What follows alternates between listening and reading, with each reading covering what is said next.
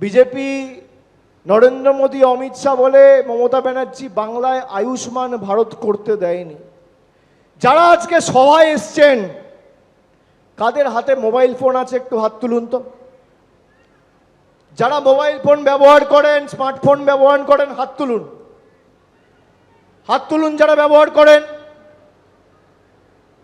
এদিকে যারা আছে, পিছনে যারা আছে, যারা ফোন ব্যবহার করেন, যাদের বাড়িতে টিভি আছে, রেডিও আছে, দু চাকার মোটরসাইকেল আছে, পাকা ছাদ বা একটা দেওয়াল রয়েছে, হাত তুলুন।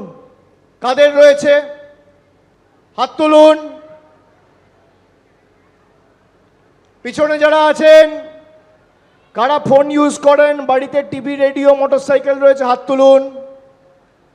এবার শুনে রাখুন, আপনার বাড়িতে টিভি থাকলে আপনি আয়ুষ্মান ভারত পাবেন না। আপনার হাতে মোবাইল ফোন থাকলে, স্মার্টফোন থাকলে আপনি আয়ুষ্মান ভারত পাবেন না। একটা দেওয়াল, পাকা দেওয়াল যদি বাড়িতে কোথাও থাকে, ছাদ ছেড়ে দিন, পাকা দেওয়াল, আয়ুষ্মান ভারত পাবেন না। মোটরসাইকেল থাকলে আয়ুষ্মান ভারত পাবেন না। আর মমতা ব্যানার্জির স্বাস্থ্যসাথী, টিভি থাকলেও পাবেন, না থাকলেও পাবেন, বাড়িতে ছাদ থাকলেও পাবেন, না থাকলেও পাবেন, মোটরসাইকেল থাকলেও পাবেন, না থাকলেও পাবেন, হাতে স্মার্টফোন থাকলেও পাবেন, না থাকলেও পাবেন।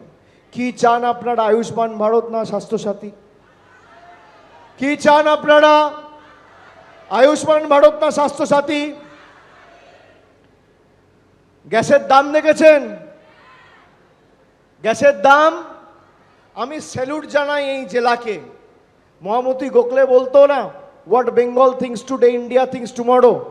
দক্ষিণ 24 পরগনা যা আজ ভাবে, সমগ্র বাংলা কাল ভাবে। আমার স্যালুট, যে এত চেষ্টা করেছে, তাও মায়েরা, দিদিরা, ভাইয়েরা, সমবয়সী সতীর্থরা দাঁত ফোটাতে দেয়নি একটা বুথে বিজেপিকে। খালি 5টা বললাম, আরো 5টা আছে। স্কুলগুলোকে নতুন করে গঠন করা হবে, নতুন জেলা হবে, আরবান লোকাল বডি হবে, এরকম একাধিক প্রতিজ্ঞা আমাদের সরকার করেছে। কৃষক ভাইয়েরা জানলে খুশি হবেন যে আমাদের সরকার সিদ্ধান্ত নিয়েছে পরের বছর থেকে 30,000 কোটি টাকার আলাদা কৃষি বাজেট বিধানসভায় পেশ করা হবে। ভারতবর্ষে কোনোদিন কেউ করে দেখাতে পারে না। এরকম 10টা প্রতিজ্ঞা রয়েছে।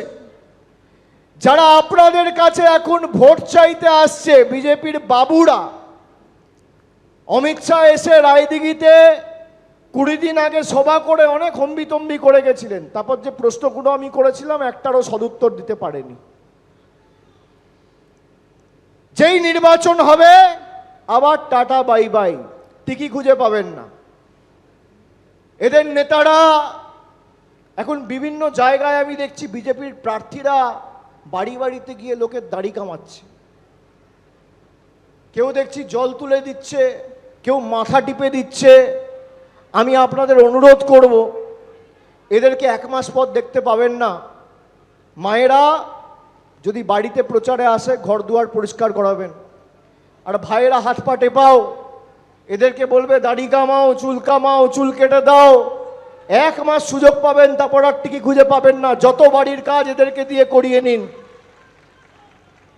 মনে থাকবে, ঘর দুয়ার পরিষ্কার করানো, চুল কাটা, দাড়ি কাটা, এখন অনেক কিছু করবে নির্বাচনের সময়। আর 4 তারিখের পর আর টিকি খুঁজে পাবেন না। বহিরাগত আসে, বহিরাগত যায়, বাংলা নিজের মেকেই চায়। নতুন এদের অস্ত্র কি? এসআইআর। এসআইআর করে মানুষের ভোটাধিকার কেড়ে নেওয়ার প্রচেষ্টা। ভারতবর্ষের মধ্যে একমাত্র মুখ্যমন্ত্রী সর্বোচ্চ আদালতে গিয়ে নিজে লড়াই করেছেন মানুষের স্বার্থে। সারা ভারতবর্ষে এই সৎসাহস কোনো মুখ্যমন্ত্রী দেখাতে পারেননি। আমরা যতদিন আছি কারোর ভোটাধিকার যাবে না। আর যদি কারোর ভোটাধিকার অনৈতিকভাবে কেড়ে নেয়, তার জন্য ট্রাইব্যুনাল অ্যাপিলেট হয়েছে। আপনারা সেখানে আবেদন করবেন, আমাদের দলের কর্মীরা দলীয়ভাবে সাহায্য সহযোগিতা করব। আমরা আছি, কেউ ভয় পাবেন না।